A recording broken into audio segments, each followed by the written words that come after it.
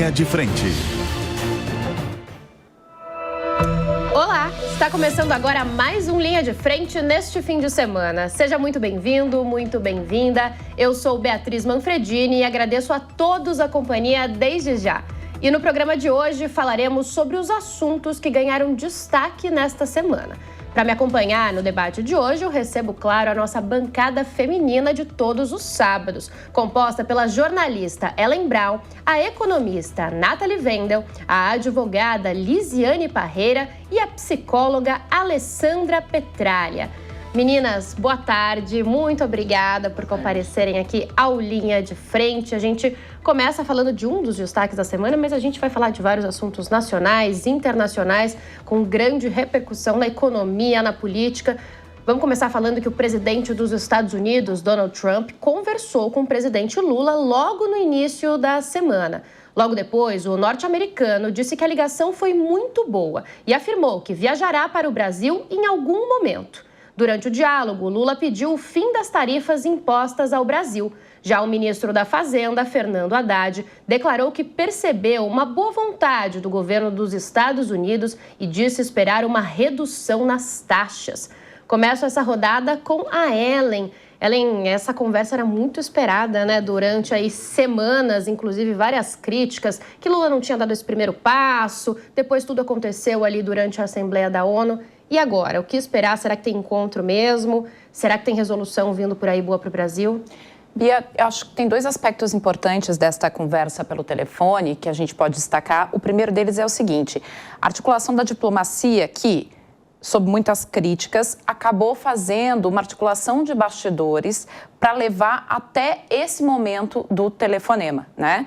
Então, houve toda uma articulação de bastidores ali que foi bastante importante para a gente chegar até esse momento do telefonema e que segue acontecendo para o encontro presencial. A expectativa é de que esse encontro presencial possa acontecer na cúpula da ASEAN, que vai ser agora em outubro, né? Ou que o próprio Lula possa, de repente, ir aos Estados Unidos para fazer esse encontro. Mais difícil seria o Donald Trump vir à COP por uma questão de pauta ideológica. Então isso seria um pouco mais complicado. Mas aí nós temos tanto a articulação da diplomacia quanto a articulação dos empresários brasileiros, que também é outro ponto a ser destacado, em especial para essa aproximação final, né, e muito mais calorosa de Trump e Lula. A gente tem que destacar ali os donos da JF. A JF é uma empresa que emprega 75 mil pessoas nos Estados Unidos, foi a maior doadora da cerimônia de posse de Donald Trump, mais do que as Big Techs, inclusive, e teve aí um papel bastante importante nessa aproximação. Então, acho que essas pautas são importantes e ficar de olho também, tem uma certa mudança de leitura, quando o Richard Granell, que é um diplomata de carreira norte-americano, que é um ouvido importante de Trump aqui na América Latina, se reuniu com o Alckmin no Rio de Janeiro, ele levou para Trump uma outra leitura de Brasil e da política brasileira. Então, este cenário é o que dá ao governo brasileiro, neste momento, um certo otimismo. Não concordo com o ufanismo e soberania que está se desenhando. Não é assim também. Há muitos desafios aqui nessas próximas aproximações. Dá para fazer uma aproximação comercial sem necessariamente você fazer um alinhamento ideológico, né, uma vez que o Brasil continua defendendo sua soberania e uma não intervenção dentro da nossa política. Tudo isso vai ser um desafio daqui para frente, mas estes aspectos que eu coloquei aqui acho que são os principais para a gente falar sobre a ligação de ganha-ganha, como diria Geraldo Alckmin, para os dois países essa semana. Pois é, inclusive o ministro das Relações Exteriores, Mauro Vieira, ele conversou, né, durante a semana com o secretário de Estado lá dos Estados Unidos, Marco Rubio, e recebeu um convite, deve viajar, então, para os dois dialogarem, conversarem sobre esse assunto. E aí, claro que chamo também nossa economista, a Nathalie, para falar um pouco dessa perspectiva de diminuição de tarifas. A gente já teve, né, ali um momento de diminuição logo depois que o tarifaço foi imposto, Nathalie, mas pode vir mais por aí? É possível, né? Acho que todo o ambiente agora costuma ser muito incerto, mas a principal negociação em termos econômicos, né, que está impactando muito as exportações, é principalmente nos setores de siderurgia, a parte de máquinas, alumínio, né? Então tudo isso precisa ser negociado e colocado em pauta. O que nos preocupa do ponto de vista econômico, estritamente, né, olhando a balança comercial em si, é que a gente teve um indicador muito negativa agora em setembro, né? A gente teve uma redução em torno de 20% dessas exportações, o que acaba preocupando, uma vez que a gente tem um déficit crônico, né, no nosso resultado da balança comercial. Então, tudo isso precisa ser revisto e colocado em pauta. Nada é descartado ainda, se pode haver um aumento de fato das tarifas ou, de fato, como a nossa colega aqui colocou, né, a gente ter ali uma renegociação dessas tarifas e buscar novos parceiros. É claro que isso envolve ainda um custo logístico e um custo indireto, que ele é muito complicado, ele é muito difícil de redirecionar toda a nossa rota de exportação e isso acaba tendo um impacto que a gente já projeta para o PIB ali em 2026, né? Então, há uma expectativa de uma redução do nosso crescimento, olhando, né, para o cenário externo, numa expectativa de menos 0,3%, né, pontos percentuais ali, até 0,6%. São as estimativas aí que vão reduzir o nosso crescimento dentro dessas perspectivas atuais de negociação. Acho que a Alessandra pode trazer um ponto legal para a gente de como essas negociações, né, Alessandra, aí, o preço subindo, tarifa ou não, elas impactam na cabeça da população mesmo, em como que as pessoas pensam, em como isso reflete, inclusive, nas pesquisas eleitorais. Daqui a pouquinho vou trazer, inclusive, uns números bacanas para vocês, mas essas negociações mexem, né, com o dia a dia do brasileiro? Com certeza. Isso traz uma insegurança, uma ansiedade, prejudicando, claro, a qualidade de vida das pessoas. As pessoas ficam totalmente inseguras frente a tanto imposto, a tanto tarifaço, realmente tudo subindo. E aí essa insegurança também a gente tem aí o ano que vem, com eleição, e isso traz certa insegurança para todos nós, na verdade, que estamos aqui, toda a população. Então, se sente insegura, prejudicando a saúde mental das pessoas, trazendo ansiedade, vários transtornos, depressão. Então, tem pessoas que ficam muito mais ligadas também à televisão, né, a qualquer assunto, e isso dispara também um gatilho, né, ali de ansiedade e prejudica não só a pessoa, mas também quem está com ela, a família, enfim, trazendo muitas consequências para a saúde mental. E as pautas ideológicas, no geral, são assim, né? Também mexem, então, com a cabeça da população. E essa acabou se tornando uma pauta ideológica. Aí, a Lisiane, aproveito para chamar para comentar também com a gente um pouco de como isso pode refletir mais nessa parte. Afinal, as tarifas, elas foram impostas também em um momento ali conjunto com sanções a ministros do Supremo Tribunal Federal. E tem uma expectativa de que talvez essas negociações também avancem nesse sentido. Você vê isso, Lisiane? Eu enxergo que é um reposicionamento do Brasil, né, no setor, na questão diplomática, né, no cenário global. Esse avanço de diálogo que começa lá com a ONU, né, o Lula aproveita, de certa forma, a fala do Trump para conseguir fazer esse avanço diplomático. Só que a gente não pode esquecer que o Trump, ele é um negociador, né, considerado um negociador forte, e ele é protecionista dos Estados Unidos, né? É a posição política do Trump. E nós temos também designado o Marco Rubio, que é o principal expoente aí na questão das sanções impostas aos ministros do STF. Então, a gente vai encontrar nesse caminho de negociação também o Marco Rubio, que ele tem ele é muito reticente quanto à questão da ideologia de esquerda. Então, acredito que o Marco Rubio seguirá as orientações do Trump, então provavelmente teremos uma abertura diplomática. Não vejo, por enquanto, um retrocesso das sanções impostas aos ministros do STF. Creio que continuaremos dessa mesma forma. Agora eu vou trazer alguns recortes de vários cenários que aconteceram a partir disso. Vou começar chamando a Nathalie para a gente falar um pouco do café, que foi um produto importante, né, nessas negociações. Política e diplomacia se articularam muito nos últimos meses para aproximar Lula e Trump, Brasil e Estados Unidos em meio a esse tarifaço. Mas, realmente, o que ajudou mesmo, aparentemente, essas negociações foi exatamente o cafezinho brasileiro. Na conversa com Lula, Trump teria admitido que os Estados Unidos estão sentindo falta do café do Brasil. Lá na terra do Tio Sam, o café está cada vez mais caro. Com os reflexos do tarifaço, o cafezinho cobrado do consumidor subiu quase 21% em um ano, o maior aumento anual desde 1997. Aqui no Brasil, o café ficou até 70% mais caro neste ano, com efeito de problemas no clima também e quebras na produção. Os Estados Unidos são o maior importador importador e consumidor global da bebida e também o maior destino das exportações brasileiras do produto. Os americanos bebem cerca de 450 milhões de xícaras de café por dia. É muito café, hein, Nathalie? Café. É muito. Não sei, jornalista bebe bastante café, economista eu não sei. Então, mas Advogado também. sem sombra de Todos, dúvida. né? A maioria. Mas vou te contar uma coisa, eu não tomo café, só tomo chá. Não, que Olha Eu consegui sair desde todo esse Mas tarifário. você sabe que tem o café descafeinado. Já tomou? Não funciona, tem que Não, ser chá. tem que ser chá? Eu sou mais pro lado dos ingleses, aí o tarifário sim. seria complicado. Mas, Bia, trazendo a questão do café, né, brincadeiras à parte, né, cada um... E isso é um ponto muito relevante da economia, né?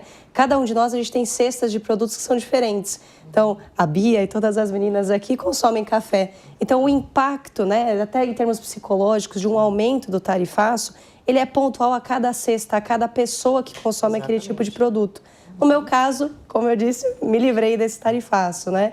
Ou desse aumento dos preços aí, que realmente, ao longo da série histórica, né, a gente teve aí um repique muito grande. E os Estados Unidos, né, obviamente, sentiram falta do nosso café.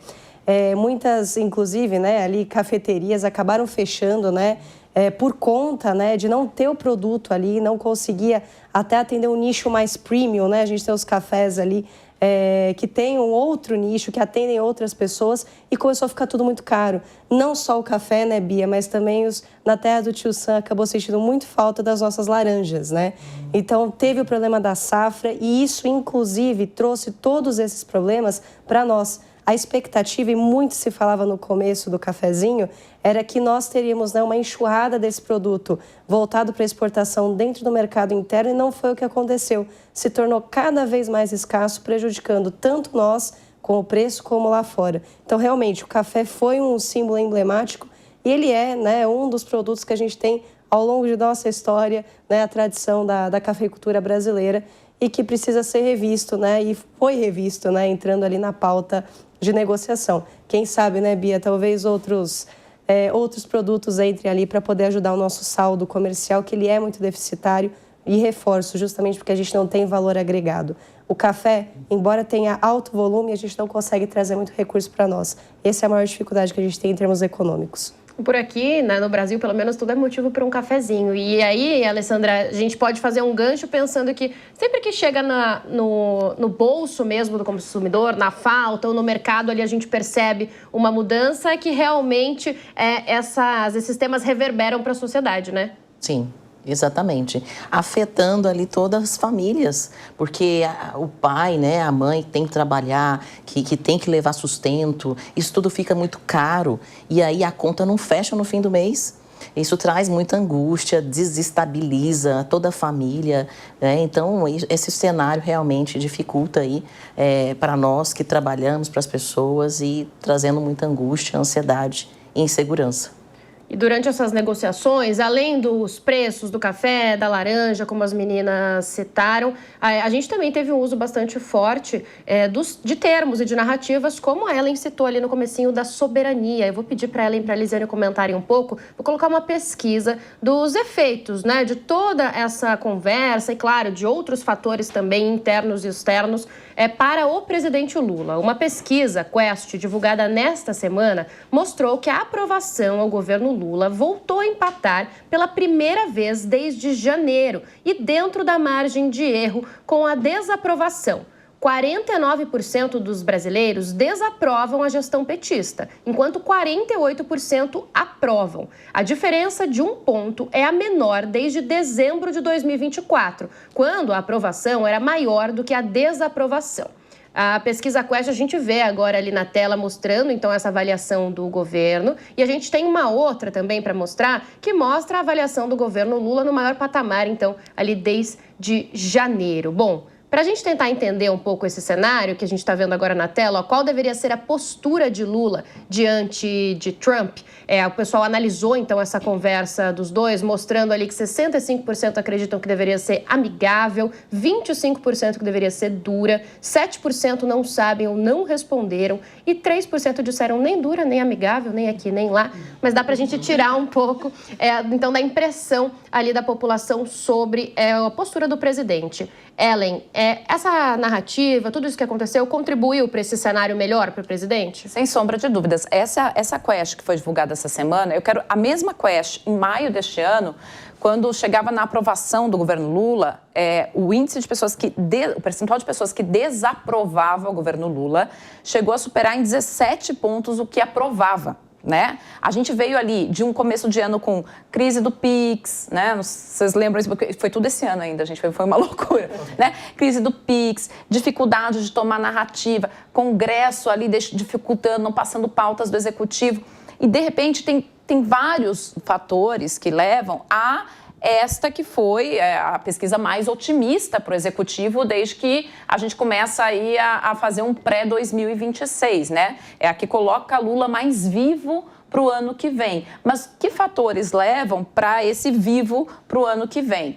Acho que a gente pode colocar aqui na mesa, então, Sidônio, que conseguiu realmente fazer uma boa narrativa a partir da crise do tarifaço, trazer a narrativa de soberania nacional, foi muito positiva para a imagem do governo, né? Acabou sendo muito positiva para a imagem do governo.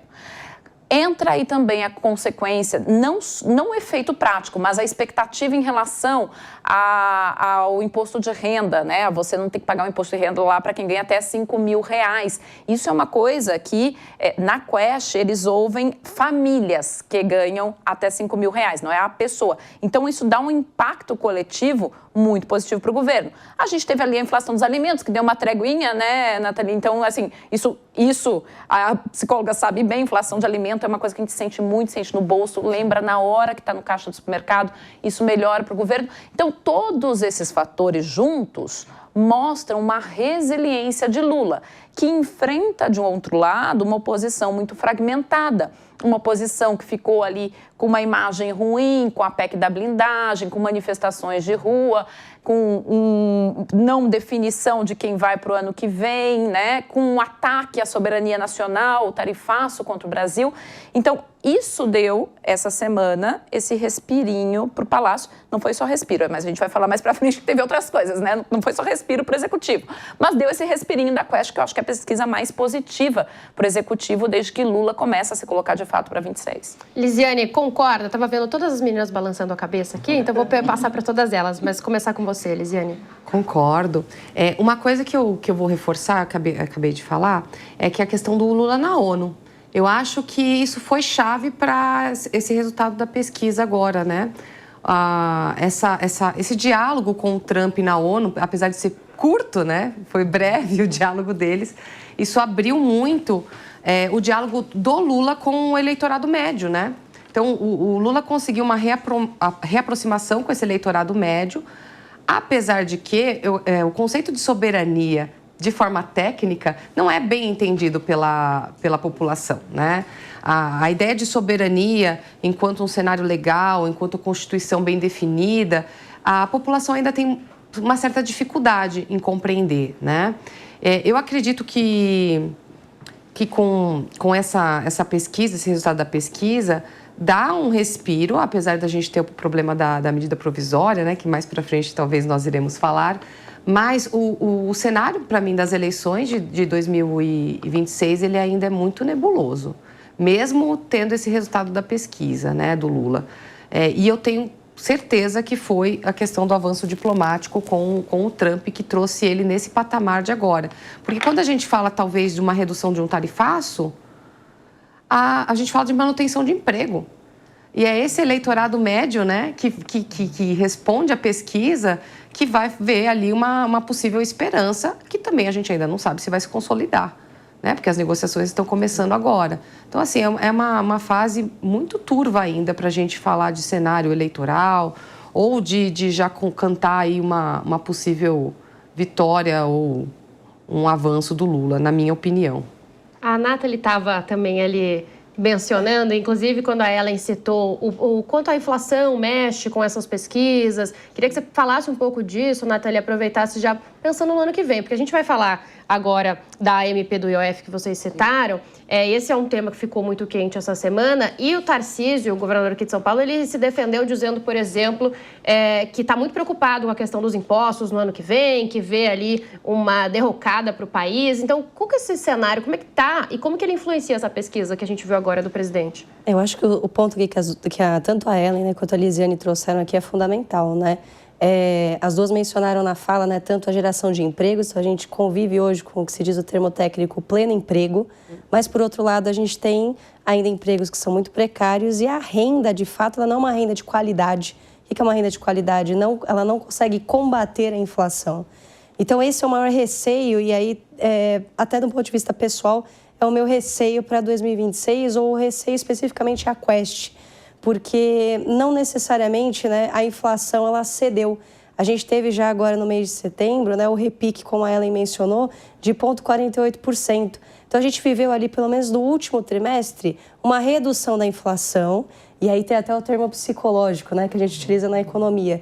Esse trimestre ele demora a ser sentido no bolso das pessoas. Então muitos ainda não sentiram esse arrefecimento da inflação, então começa a gerar uma certa preocupação.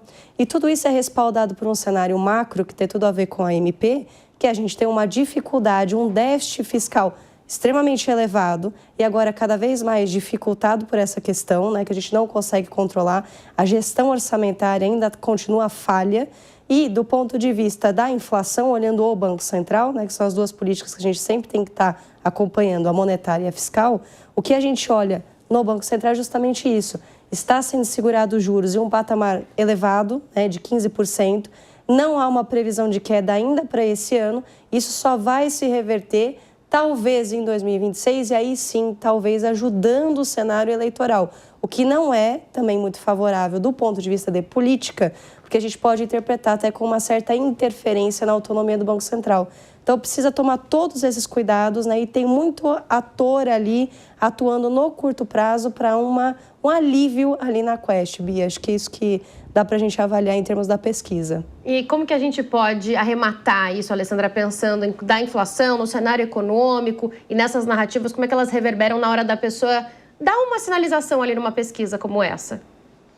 Bom, como ela mesma disse aqui sobre essa questão de que o trabalhador, a pessoa, ela vai ver só depois de alguns meses, né, que vai refletir tudo isso, né, no bolso dela, enfim, mas realmente pensando que 2026 é um ano eleitoral e as pessoas já estão pensando nisso, né, se preocupam com isso, nos debates, e realmente é tudo muito incerto, né, para o trabalhador, para as pessoas, mas as pessoas estão sim, cada vez mais envolvidas, tá, em política, coisa que às vezes não acontecia antes. Eu percebo, essa é a minha opinião, falando com as pessoas, eu também trabalho com empresas, estou à frente aí também dessa parte de recrutar e selecionar pessoas. Então, o que você disse realmente está acontecendo, não se tem uma qualidade orçamentária boa, estou falando de salários, tá? As pessoas estão ganhando razoavelmente bem dentro do piso delas, porém, elas reclamam muito, chegam até mim, porque eu estou dentro das empresas, sou prestadora também de serviço nessa área, que realmente não dá. Falei assim, olha, a conta não fecha. Né? Poder aquisitivo baixo, né? Sim, falei, poxa, eu estou ganhando bem até, assim, para o meu cargo, mas eu não consigo manter o que antes eu mantinha. Então, isso traz muita incerteza. O que as pessoas ficam pensando, né? Falam assim, agora 2026, será como é que vai ser? Será que vai melhorar? Será que vai piorar? Como é que vai ser? Porque a necessidade básica do ser humano, né, até a pirâmide de Maslow, são as básicas. E se está faltando, né, a pessoa chega no supermercado, o que comprava antes não compra mais. Agora falando de café, não só café, né? Todos os produtos, tudo. Então, isso sim reverbera na vida das pessoas. E reverbera, Alessandra, você falou que está percebendo as pessoas cada vez mais envolvidas na política. Sim. Como que isso bate nas famílias? Olha... Pausa dramática, né? Pausa dramática. Natal tá chegando. A verdade. Não sei mais. Vocês querem a verdade? Vocês querem a Natal chegando. Ou quer que eu camuflo isso? O Natal chegando é um bom gancho. De todo ano eleitoral é um problema, não é verdade? Não só ano eleitoral, é um dualismo. Sim. E é uma dicotomia, assim, uma questão de dualidade. O que é bom e o que é ruim. Ah, não. o que é contra a minha opinião é ruim. E aí isso vira briga dentro das famílias. Gente, eu conheço inúmeras famílias, né? Atendo aí pessoas também, que eu trabalho em várias áreas dentro da psicologia, não só organizacional, na clínica. E aí vira brigas que a gente que leva para a clínica, em psicoterapia. Pessoas que não se falam mais, pais que não falam com filhos. Rompe vínculo, né? Sim, rompe vínculo. Então, realmente, esse assunto é dramático, é até um pouco melindroso, porque essa é a verdade. Existem até, agora falando de radicalismo, vocês sabem, porque a gente trabalha com ideologias e que não, meu partido, o que eu realmente penso é que está certo, é verdade. E não abre-se para um debate como esse, outros debates que a gente cresce ouvindo e falando as opiniões do outro. E a gente começa a repensar também certos valores que antes era ok e agora não faz mais sentido. E tá tudo bem, gente. A gente pode mudar de opinião e com certeza a gente espera que as pessoas comecem a pensar assim e estudar sobre política. Gente, porque o Google tá aí, agora a inteligência artificial é só você ir lá, pesquisar. Eu não sei, mas eu quero aprender, né? Então, tem advogada aqui, economista, jornalista, vocês todas, né, muito bem instruídas, mas você que está aí e não é instruído, vai atrás, porque isso tem a ver com o seu bolso, com o seu dinheiro, e isso reverbera na família, na sociedade como um todo. E o Linha de Frente é sobre isso, né? A gente sempre senta aqui para debater várias opiniões diferentes e não saímos, como disse a Ellen, do grupo do WhatsApp. A gente sempre se fala, independente das opiniões. Queria só citar um dado interessante que saiu do Instituto Brasileiro de Geografia e Estatística, o IBGE, sobre os salários que vocês falavam. Olha, mais de 1/3 dos trabalhadores no Brasil recebe até um salário mínimo. Então, 35% das pessoas. Já quem recebe mais de 5 salários mínimos, ou seja, ali cerca de R$6 mil, porque os dados são de 2022, são só 7,6% das pessoas.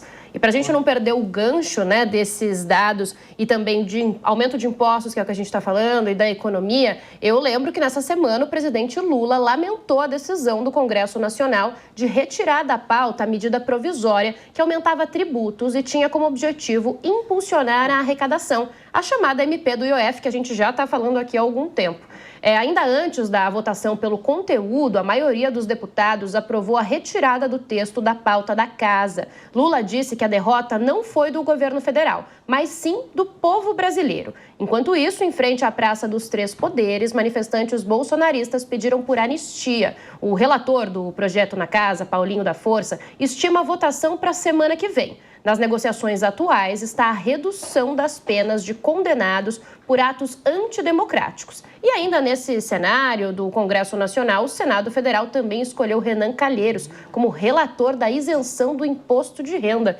Ufa, né? Aconteceu um monte de coisa essa semana. Muita coisa no Congresso, então já vou puxar aqui para Lisiane, inclusive, comentar com a gente. A gente está citando pesquisa melhor para o presidente Lula, então teve o imposto de renda passando, né, na Câmara na semana passada, agora vai ao Senado, mas teve a derrota do MP do IOF. Qual que é o clima para o presidente, entre o presidente e o Congresso, hein, Lisiane? Eu acho o ponto-chave aqui dessa conversa é os três poderes, né? Há umas semanas atrás, a gente estava com atenção com o judiciário, né? Todo mundo observando o julgamento que ocorreu há semanas atrás. Agora, a nossa atenção é executivo e legislativo.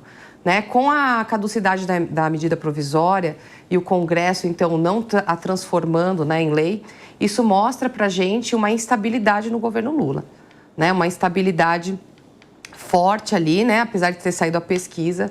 O que acontece, né?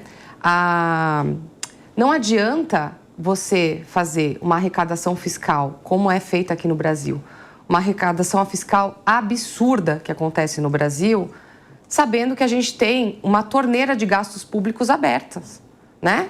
Então, assim, não é o povo que perdeu aqui, é o governo que perdeu, né? O governo que perdeu aí com a questão da medida provisória, né?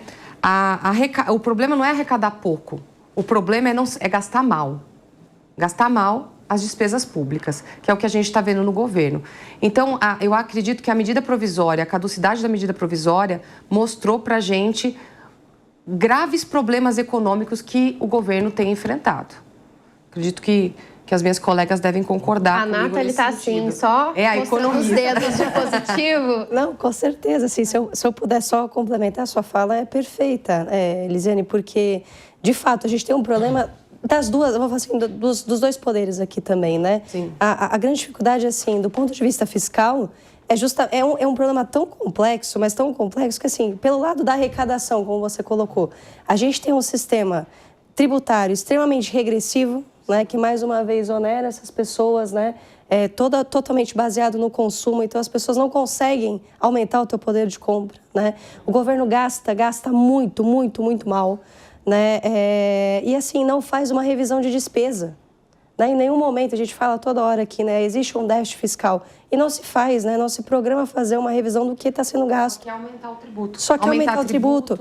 E para piorar, do lado do Congresso, né? Se a gente olhar o Congresso, o que a gente teve? A gente teve aumento do fundo eleitoral, né? Não se faz ali também, né, a revisão dos incentivos fiscais, né? E assim, uma enxurrada de emendas parlamentares que os dois clamam ali por uma responsabilidade fiscal e nenhum dos dois acerta e é condizente com o que está sendo discutido, com o que está sendo dito.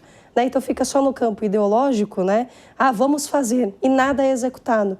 Então é um problema assim, muito crônico e que a gente tem que combater. Né? Então não as políticas, né, econômicas também tem que se conversar, o fiscal, o monetário, o cambial, né, por conta do tarifaço. Então tudo a gente está nesse momento de uma grave crise econômica e política, né? Então acho que tudo isso precisa ser colocado de fato na mesa para que o próximo governo não pense somente em política eleitoreira, mas numa estratégia, né, de desenvolvimento estrutural do Brasil, não conjuntural. Acho que isso que é o mais clamo. É o contribuinte, né? De todos é o contribuinte que é prejudicado nisso. Não existe recurso público, não existe recurso do Estado. O recurso somos nós, né? Sim. Se a gente não contribui, não tem orçamento. O orçamento ele tem que ser participativo.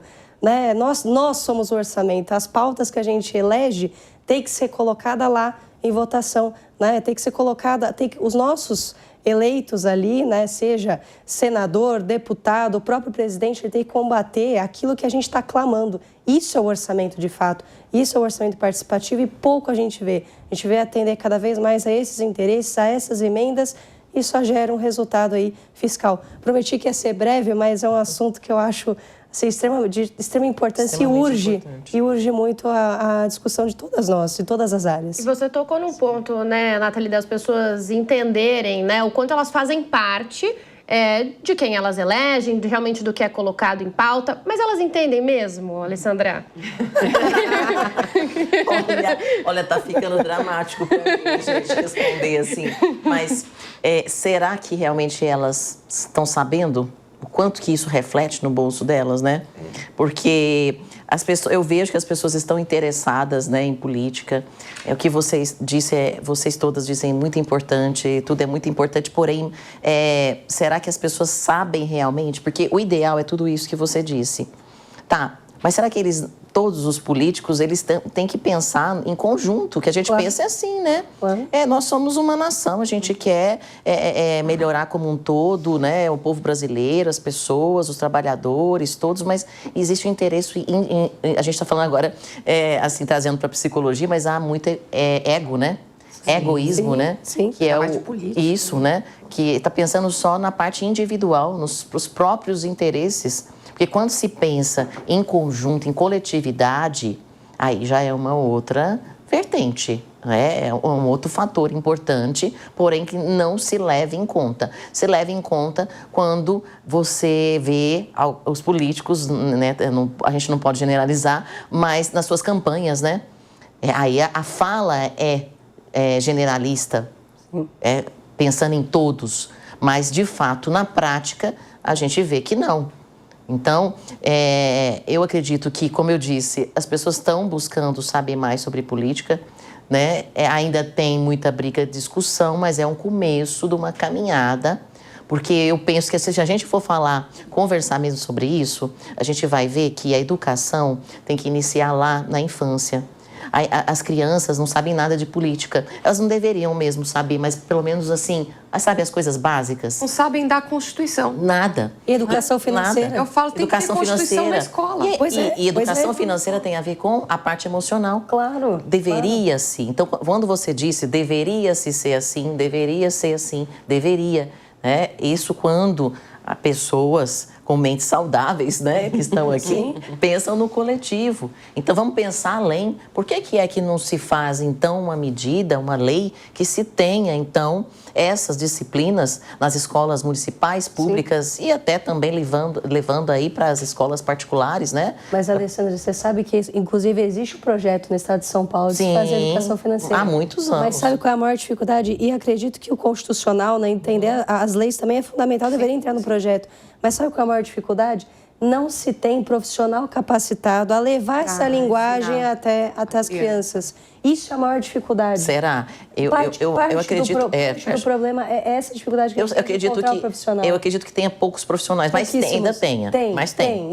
Inclusive tem um projeto muito legal que chama Multiplicando Sonhos. Olha, legal. Que ele faz justamente toda essa trajetória de educação financeira. E aí, respondendo, né, a sua pergunta, né, agora a gente trouxe mais profundidade nisso, começa lá atrás, na educação primária mesmo. Né? Posso falar que eu sou mãe, eu tenho uma filha de 9 anos, não sei se vocês são mães, mas falta muito ainda educação. E para a gente ter políticos, pessoas que pensam na coletividade, que saibam de economia, de política, do que isso representa no nosso bolso, começa lá atrás, gente. Então, se a gente for falar, a gente fica aqui a tarde inteira, né? O Linha de Frente é sempre assim, viu, Alessandra? Alessandra é a primeira vez de muitas que virão. As meninas já estiveram por aqui. A gente sempre termina falando isso. Olha, tem papo para umas 3 horas para mais aqui de programa. Mas eu queria arrematar esse assunto com a Ellen para a gente fechar o Congresso Nacional antes do nosso próximo bloco. A gente falou muito de coletivo, desses sentimentos, então, quando as pessoas estão juntas. A gente citou agora há pouco também que teve manifestação, né, durante aí a semana pró-anistia, e citamos também que o governo teve algumas derrotas, mas será que nesse ponto da anistia o governo está vencendo, digamos assim, porque a gente caminha para uma dosimetria mesmo, aparentemente para uma redução de penas, e que está ficando cada vez mais longe, parece, né, além desse assunto? O que a gente tem sentido, Bia, e você sabe bem como é que é política, né? As nuvens, elas mudam muito rapidamente. Houve um momento que a anistia era uma pauta que não entrava em cena, de repente entrou uma urgência de anistia, né, assim, muito rapidamente, e daqui a pouco o vento mudou mais uma vez. Tudo isso tem relação a como que a oposição está se colocando para 2026, né? Um racha muito grande da oposição, e aqui eu trago de onde eu vi os meus sapatos aqui na apuração, né, Bia? Essa semana, por exemplo, a gente teve uma reunião de empresários bastante importantes em São Paulo, empresários que até dado momento estavam completamente embarcados no barco de Tarcísio de Freitas, o viram se radicalizando e começaram a dizer: precisamos de um caminho do meio, não dá para ir para um lado radical nem para outro lado radical, não vai ser assim que nós vamos seguir em 2026. Então, quando esses ventos começam a soprar, a virar, tudo muda. E parece que, nesse sentido, o governo está conseguindo fazer um acordo com o Congresso com a oposição, em que não existe uma anistia geral e restrita. Existe uma anistia que caminha mais para uma dosimetria, sim, que vai ser mais fácil, palatável para os 3 poderes, né? Para que todos façam um consenso em relação a isso. Isso nesta semana. Os ventos sempre mudam, e mudam, assim, com uma certa radicalidade. Então, hoje, quando a gente está conversando essa semana, esse é o vento que sopra. Um outro levantamento da Quest mostrou que Lula mantém a liderança em todos os eventuais cenários de primeiro e segundo turno simulados para a disputa presidencial de 2026. Desde agosto, inclusive, ele lidera em todos os cenários pesquisados. Então, tem uma vantagem significativa aí. Aí, Lisiane, começo essa rodada com você para a gente já pensar. A gente estava falando no bloco anterior da MP do IOF, do imposto de renda. Então, todos esses artifícios aí têm contribuído para essa melhora do presidente Lula e, inclusive, para embates recentes que a gente tem visto entre Tarcísio de Freitas, principalmente, que é a figura da direita que tem despontado aí como principal player para o ano que vem? Então, eu volto a reforçar que eu vejo as eleições do ano que vem ainda muito nebuloso, né? Eu vejo um cenário ainda obscuro nessa questão de liderança, né, de um determinado candidato. O que a gente não pode esquecer é que nós temos uma direita que ainda não está definida, muito bem definida. Isso impacta, obviamente, nas pesquisas, né? A gente tem uma direita aí com o Tarcísio, né, despontando, mas temos também a conversa sobre o Ratinho Júnior, né, e o Caiado. Então, fica ainda um pouco complicado de definir exatamente esse cenário para 2026, né? A gente também não pode esquecer, acredito, que é a questão do Kassab, que está nos bastidores, né, da direita, articulando tudo isso. Quando a direita se definir um pouco melhor na questão do seu candidato, eu acredito que essas pesquisas elas irão se modificar. E a gente começa a ter um cenário um pouquinho melhor para 2026. Agora, Ellen, a gente parece longe, né, de uma definição da direita, como citou a Lisiane. Na própria pesquisa Quest, eles colocaram vários cenários. Tem até o Ciro Gomes no meio. Tem Romeu Zema. Que tá pra direita De agora, novo, que agora que tá pra direita. Exatamente. Pontuar, porque às vezes a gente se perde aqui no Brasil. É importante, é importante. Então tem, assim, diversos players, Tarcísio é um deles, Michele Bolsonaro, inclusive, também com menos força. E será que essa indefinição toda está realmente, então, atrapalhando esse campo e reforçando o presidente Lula? Ou será que eles conseguem reverter isso lá na frente? Nesse momento está atrapalhando. Assim, eu acho que é importante a gente pontuar aqui 2 cenários. A Quest foi nas ruas, né? Exatamente um ano antes do primeiro turno de 2026. Entre 2 e 5 de outubro, se não me falha a memória. Um ano antes de 22, a gente tinha um cenário super definido. Um presidente concorrendo à reeleição, Bolsonaro, e um ex-presidente voltando. Era a primeira vez que a gente tinha esse cenário, estava muito definido, Lula, né? Um ano antes de 26, o cenário não está definido. Até Lula, até pouco tempo, não se confirma, não se chancelava. Agora é o momento que ele está mais chancelado para 26, né? Mas não se chancelava. Então, é muito diferente o cenário.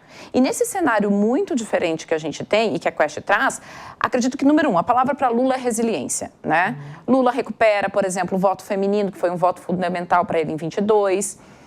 Lula ganha ali uns pontinhos de avaliação entre um público que não é dele, que é quem está ali mais próximo dos 5 salários e que vai ganhar a isenção do imposto de renda.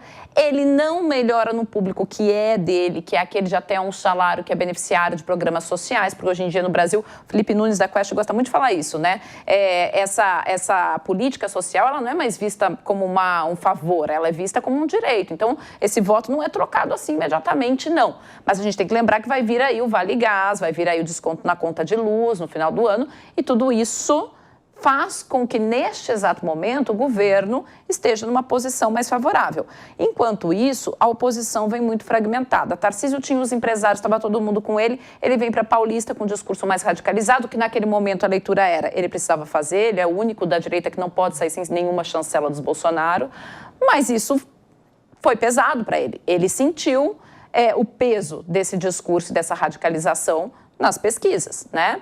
Aí tem um outro grupo, porque eu gosto muito de falar, né? Eu atendo muitos empresários da Faria Lima. A Faria Lima, ela não é uma coisa homogênea. A gente tem uma Faria Lima de um perfil, né? E tem outra que, por exemplo, está se reunindo e dizendo, não, a gente tem que ter um caminho do meio. Cansou, radicalização, não dá mais, o Brasil não vai aguentar. A coisa está muito esgarçada, começa a falar no Ratinho, né, que é um nome viável, está ali no PSD, um partido viável. Então, assim, existem movimentos, mas tem uma coisa, Bia, que é muito importante. Nos anos eleitorais, se a gente olha historicamente, os anos pré-eleitorais, tem um monte, essa expressão não é minha, tá? Essa expressão é do Fábio Zambelli, nosso colega jornalista, que diz assim, ano pré-presidencial tem um monte de candidato flanelinha. Aparece todo mundo segurando vaga para quem vem ano que vem de verdade, né? Então, assim, é bom ficar com calma neste momento, porque é no ano que vem que a gente vai sentir quem vem com força de verdade. Né? Agora, uma coisa que eu achei interessante, que você citou que a Faria Lima não é homogênea, e o Ratinho Júnior despontou mesmo, o pessoal do Centrão jogando aqui para nós jornalistas o nome dele, até como uma forma de teste, muitas vezes. Mas, Alessandra, essa coisa de terceira via, de alternativa à polarização, ela já tem sido tentada há algum tempo. A gente viu Simone Tebet, por exemplo, na última eleição presidencial, não tem dado certo. O brasileiro, será que, ou para as pessoas, é mais fácil pessoas que estão muito bem posicionadas do que alguém que está no meio, nessa terceira via? Ou faz sentido esse pensamento? Faz totalmente sentido. A pesquisa mostra isso já, né? Que as pessoas querem definição. E do meio, a pessoa que é do meio parece que é o quê? Não tem definição, né? Não sabe que jogo que joga. Então, as pessoas buscam definição, a pessoa que fala, não, eu sou desse lado, né, ou de outro, né, é assim que eu penso, mas pensando minha opinião, no contexto atual, pensando que está muito radicalizado, essa questão de procurar alguém que seja mais do meio é mais interessante. Ô, Bia, posso fazer só uma parte sobre isso, que eu tenho um dado importante. No nosso instituto, a gente faz muita pesquisa qualitativa e um dos nossos clientes nos pediu para analisar mais de perto a extrema-direita brasileira. E é muito interessante quando você acompanha as pessoas que estão assim mais radicalizadas, que o ódio maior delas não é a esquerda. O ódio maior delas é o centro. O ódio maior delas, inclusive elas costumam muitas vezes falar com uma passagem da Bíblia, né, que é o morno eu os vomitarei. Interessante. Por quê? Porque o ódio é o que arrasta. Enquanto houver Bolsonaro, haverá Lula. Enquanto houver Lula, haverá Bolsonaro. Se surge um Ratinho Júnior e que, de repente... Aí nós estamos com um problema. Sim. Entendeu? Então, assim, o ódio maior não é nem o outro. É o caminho do meio. Né, Alessandra? Exatamente. Isso, então, vem de encontro que eu tinha acabado de dizer, né? Olhando e falando e ouvindo as pessoas, eu percebo exatamente isso que você acabou de dizer. Agora, vamos pensar como é que cai quando a pessoa comete um erro e depois tenta ali consertar ou pedir desculpa. Isso aconteceu com o governador de São Paulo, Tarcísio de Freitas, e ele mesmo disse durante essa semana, inclusive, que ele está sofrendo ali uma espécie de campanha para tentar acabar com a imagem dele. Isso porque tem diversos embates, como a gente comentou durante o programa, entre ele e o governo federal. Embate de inserção de organização criminosa dentro dali dos casos de intoxicação por metanol, embate agora na MP do IOF, e essa semana justamente falando do metanol, ele acabou se metendo ali numa enrascada sobre o caso de contaminação e fez uma fala que ficou um pouco polêmica. Vamos acompanhar. Que fabricam as bebidas aí mais famosas, que são objetos de falsificação, Jack Daniels, Johnny Walker, enfim, todas essas bebidas aí que são objetos de falsificação. Não vou me aventurar aqui nessa área que não é minha praia, tá certo?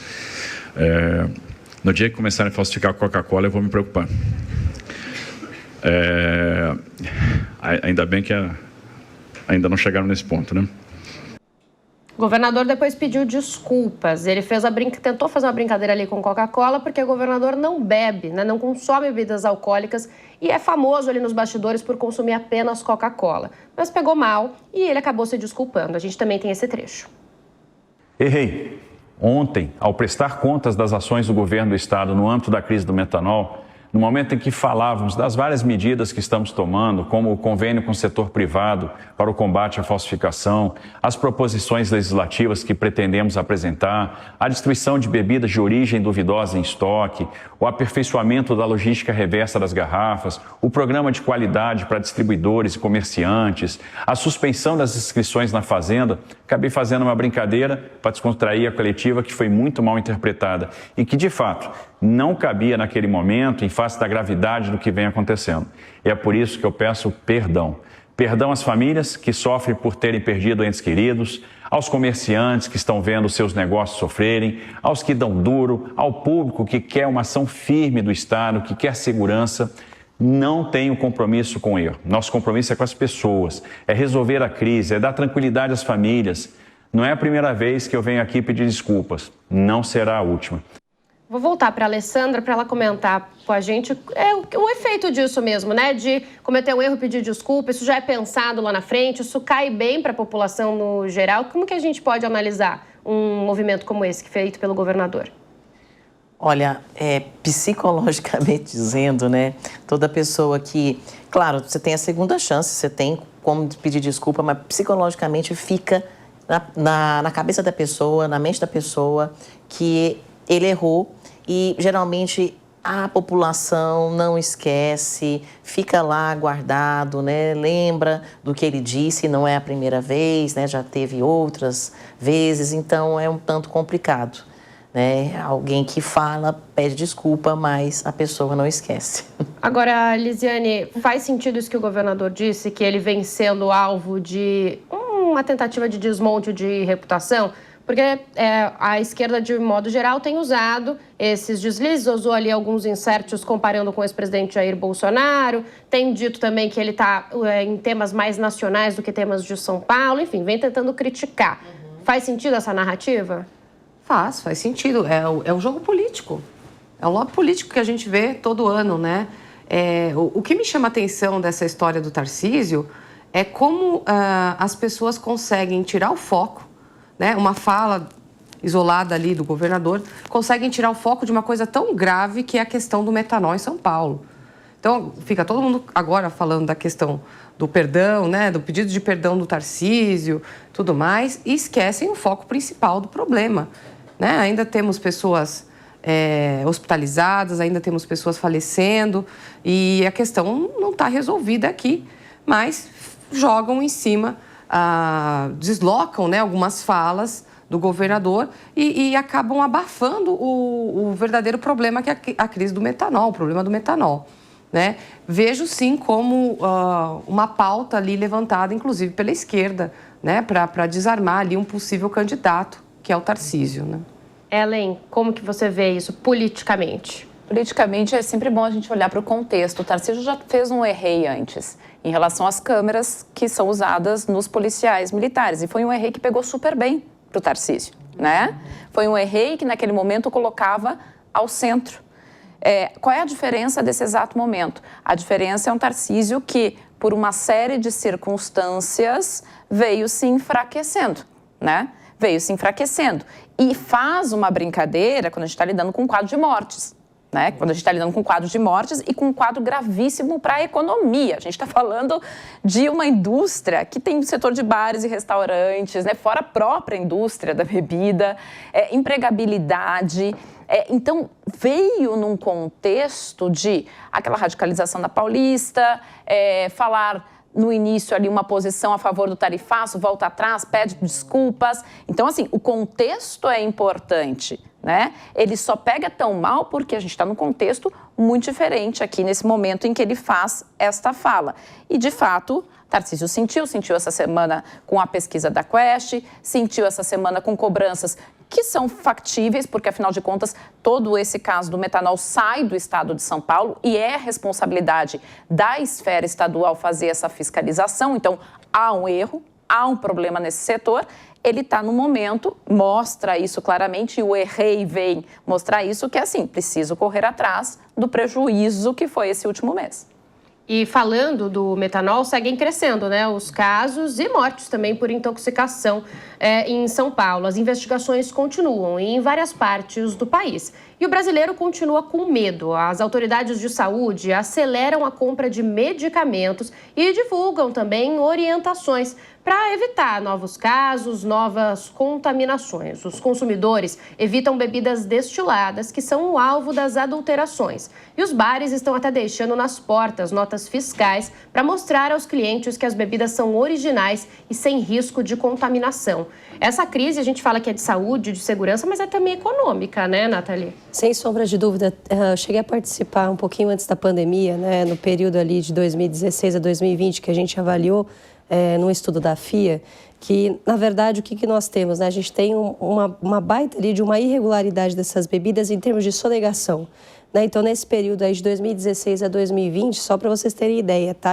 Praticamente 91%, né, dessas irregularidades se baseiam basicamente na sonegação.